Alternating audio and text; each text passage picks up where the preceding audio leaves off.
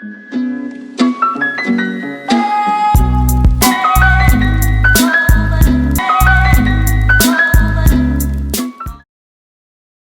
of having like Geena Davis and Susan Sarandon in the same room together. Like, yeah. When was the last time the two of you did a Q&A for this movie? She's the memory bank here. Hello? Here? Hello? Here. You can also just project. Hello? Okay. Well, actually, Michelle and I did a YouTube video not too long ago entitled Drunk Lesbians Watch Saving Face for the First Time. So that wasn't that long ago. I can't remember. I don't think that was a real Q&A. It was like us and two drunk lesbians watching and asking us questions. But the last Q&A, I guess, was a 10-year reunion that we did up in San Francisco. Q&A reunion. I can't With remember. Joan. Wow. With Joan. Michelle's had two babies. I've had She's two got kids. mommy brain. I don't remember. Yes, with Joan and Alice, we did a 10-year reunion. It's been a while. Yeah, it's been a while. So Alice, she said she's in the middle of filming, like finally her follow-up to this movie is coming next year. Yes. It's going to be Netflix, and that's been announced. So she sends her apologies. But we're really glad to have the two of you here. And I just want to hear stories where this happened. What kind of roles are you getting? Non-existent for me, pretty much. This is my first feature film. Yeah. Oh, I had done like an NYU grad film. And a couple of, that's not true. I had done a couple of Law and Orders, and I was on All My Children. I forgot about those things. But this, I felt was like the most important thing I was doing, and still feels like the most important thing I did. But I feel that way. I feel like nothing had happened because when I was testing to play this role, Michelle had already been cast. And so I just started like stalking her online. Google was very new. And I remember just being like, this woman works. Like, she's got a very big IMDb page. And there was just pictures of you on red carpets, so much stuff to stalk. It was great. I had started in 1998, as an actor, really professionally, in terms of Hollywood, and so by the time Saving Face, I was cast in Saving Face. It was really the 5-year mark of my career, and I remember I was a very naive and ambitious young actor at the time, and just said, if in 5 years I don't do something, I'm gonna have to really reconsider what I'm doing here. And this was sort of my 5-year anniversary of I was like my first lead role in a feature, and I had been kind of working in Hollywood for quite a bit. So I felt like this was a really big milestone for me. Do you remember your reactions, or both of you, upon reading the script or being pitched it for the first time?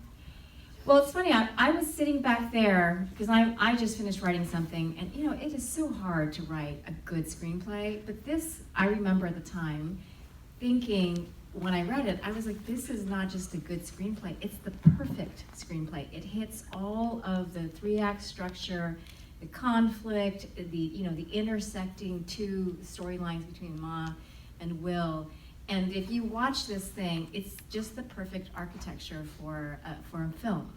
So, and at the time, I knew it. And now looking back, watching this again, I'm reminded it's very difficult to write a movie this good in terms of just a very satisfying story. You knew you immediately wanted the lead role. I actually thought I was going to go up for your part. I didn't realize they were considering me for Will, because I was also a dancer, so I kind of was like, oh great, I get to use my dancing skills. Then when I was told I was being considered for Will, I think I had told them that I spoke Chinese, and I was really nervous because I didn't. And I had to fly to New York to basically audition again for Alice. And I remember getting to this, warehouse space, and the casting director came out, and I could see she was white. And I was like, shoo, she's Asian. So she won't be able to tell if I can't speak Chinese. And then I was like, will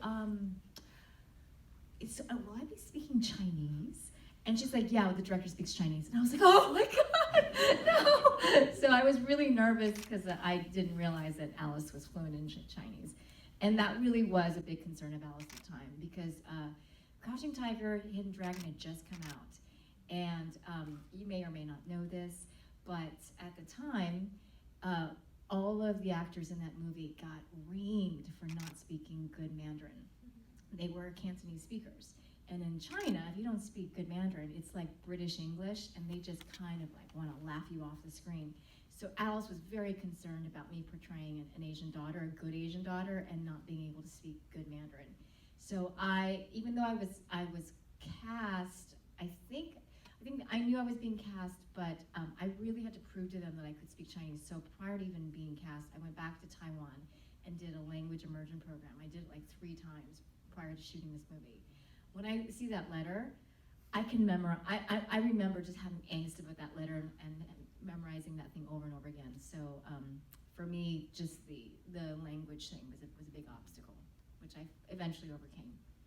Sorry for such a long reply. It was the vending machine scene. I don't know why I didn't know. I was very naive. And I remember right after my audition, Alice was in the room and she said, "Have you read the script?" And I was like, "No."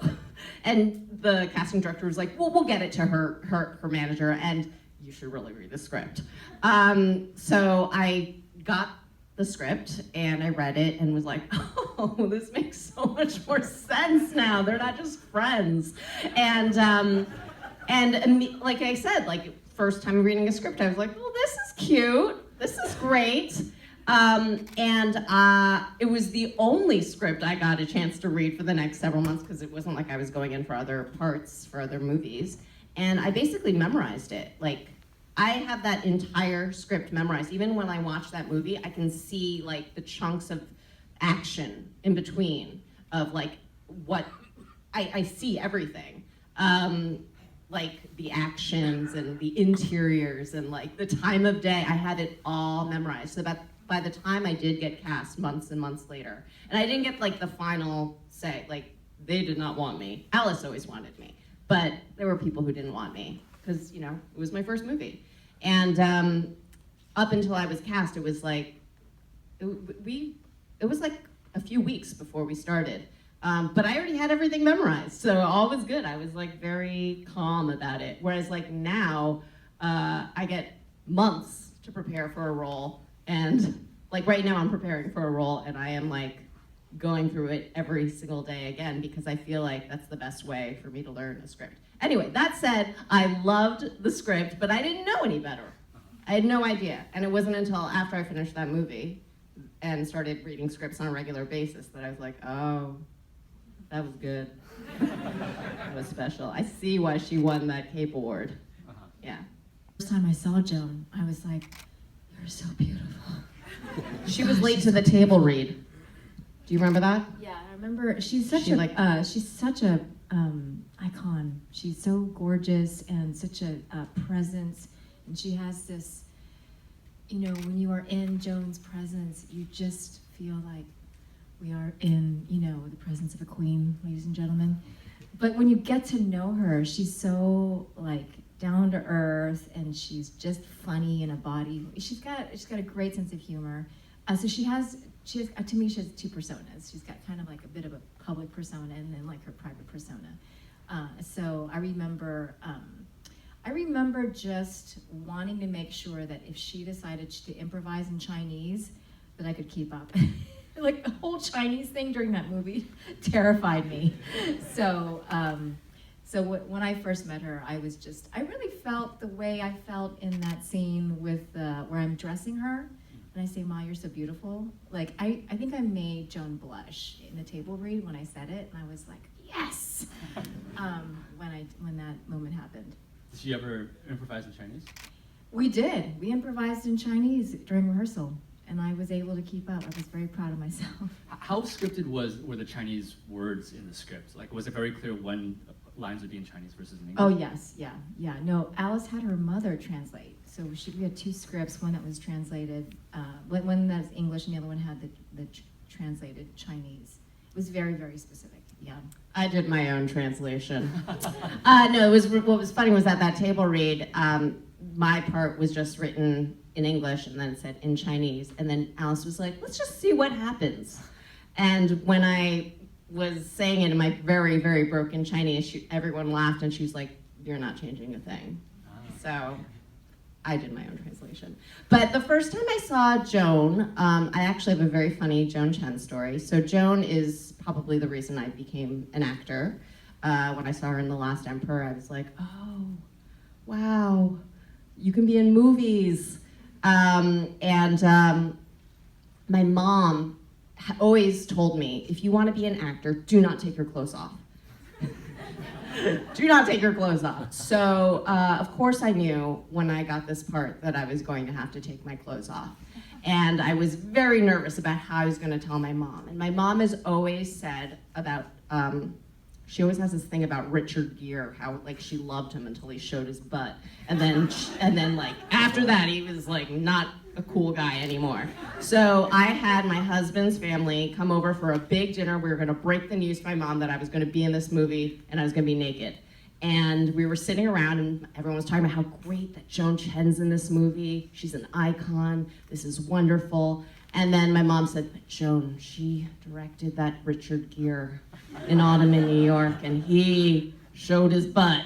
And we all started laughing because we knew what was gonna happen. And then my mom was like, what's going on? What's happening? And I was like, Ma, I'm gonna be naked in this movie. And she sort of had like a very Joan-like reaction where she was like, no. And then she was like, okay, it's cool.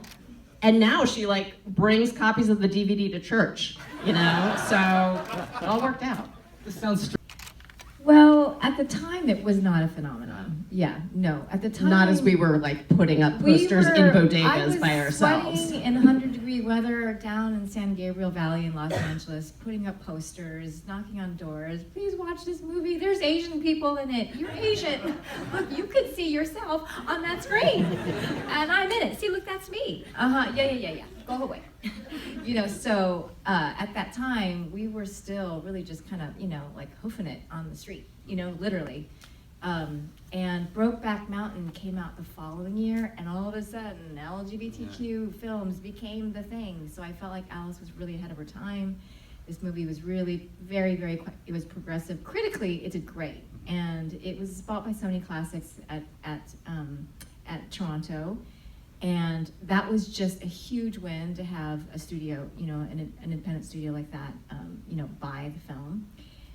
In terms of, you know, we were up against Star Wars that weekend. So, yeah, we were. It was Memorial Day weekend? Yeah, Memorial Day weekend, we were up against, like, really blockbuster movies, and then you had Saving Face.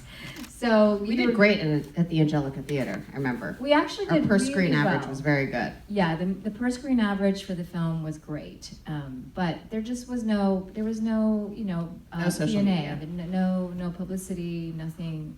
You know, everything was very, very kind of. The website was horrible. So in terms of it doing well, performing at the box office, it was not a phenomenon.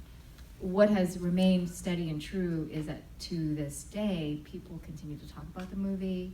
I think it's still one of, we discovered, it's the only lesbian film, right, that has a happy ending? One of the only ones. Yeah. Apparently, like, no one dies of suicide. No one dies. And, right. Yeah, people are very happy that we're happy. Right. And that's apparently very rare to have, you know, to have a happy ending. So I think of it being, you know, one of a kind. I think it has held up. And then, Michelle, you mentioned you've been writing, but both of you have just a web series called Scenes from a Real Marriage, and then you have a film coming up next year, which you cannot wait to see. I really hope it ends up here. Yes, I directed my first feature that I also wrote and produced and star in, and hopefully it'll be on the festival circuit next year. So, for both of you, what did you learn from Alice as a director? It's funny when I was watching this now, because I haven't seen this in a while, now that I've watched it after having done sound mixes and coloring and everything, it was like completely different. I was like, oh. And also I like was just noticing just little things because I'd been in the editing room for so long of mistakes. but also ways that they patched things up. It was really interesting to watch it with this new eye. But Alice was like a trailblazer, you know, like she's always set the bar for, I think, every director that I've worked with since, yeah, especially like first-time directors, because she was a first-time director and like probably one of the best I've ever worked with. And I don't know, like she's just amazing. She really knows not only how to command a set, but how to talk to her crew and her actors, and like not only on set, but off set, how to make you feel like the most special person. And I think that's an important quality that like most directors don't know, that's helpful. I didn't feel special. Wrong, I know you did. No, I didn't. I felt that we had no time and I only got one take on everything. And I felt everybody else had like 3 or 4 takes and I always got the one take.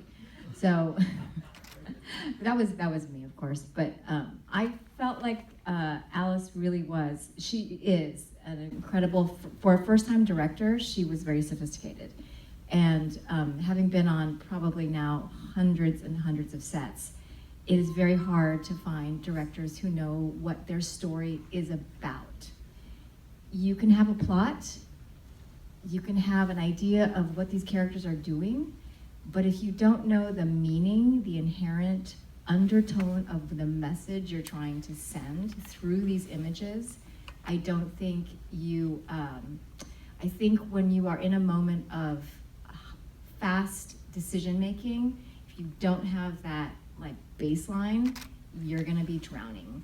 Because if you don't have money, you don't have time, and if you don't know what the undercurrent is of your film, you're gonna be stranded there going, how do I make my decision? And I think with Alice, she just always knew the tone of her film. She understood where we were headed. She was very precise, and in terms of, we always had problems with time. You know, for that time we had $1 million, which was a lot for an indie film. We were shooting in New York, and a lot of times, you know, you're running out of time, and she just knew how to get her coverage, and we moved. We lost some scenes. We lost a big scene where, actually, no, we shot it, but then they ended up not using it. It's a scene where actually I come home and Ma discovers me with my ex-girlfriend. And that was a big scene where she and I have it out. And you know, they ended up not using that, but she's just a really extraordinary director in terms of understanding and coming to the table with, this is what the movie's about, and I know that doesn't belong there, so let's not do that. Yeah, right here. Did you guys, what was the reaction like from the Asian American community in terms of like having a lesbian film at that time? Having a what, sorry? A lesbian film at that time. I felt like we were very supported. Yeah. Especially because a lot of lesbian Asian women, like for the first time, were seeing themselves on the big screen. And like, it was funny because there'd be like 40-year-old women acting like 12-year-old little kids because they were just like so excited. I felt very supported. I didn't feel any sort of backlash at all. Yeah, there was a lot of, especially from the film festivals. We were really, you know, just there. I remember being in San Francisco, where we premiered at the Castro, and I think that audience, they couldn't stop laughing. I think it was so. I can't, you know, when you've been invisible so long as a community, and you have lots of stories, but you don't have the opportunity to tell them.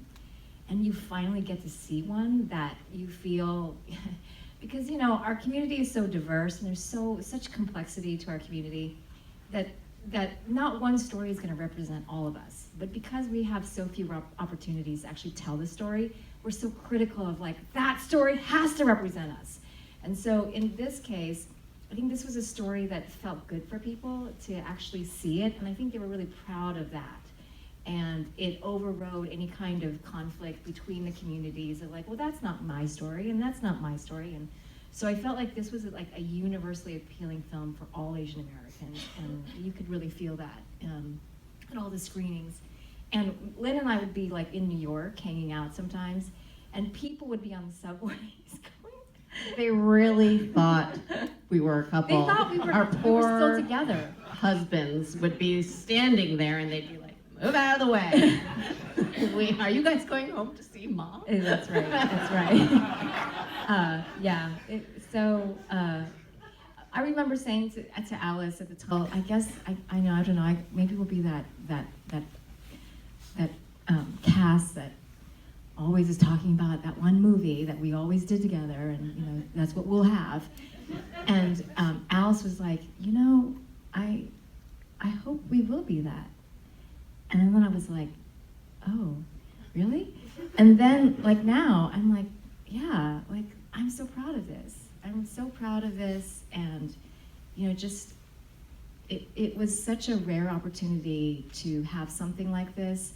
I think Lynn and I both thought, you know, for two white actresses in a film like this, we probably would have gone on to like bigger careers in terms of just the breadth of opportunities that would have come.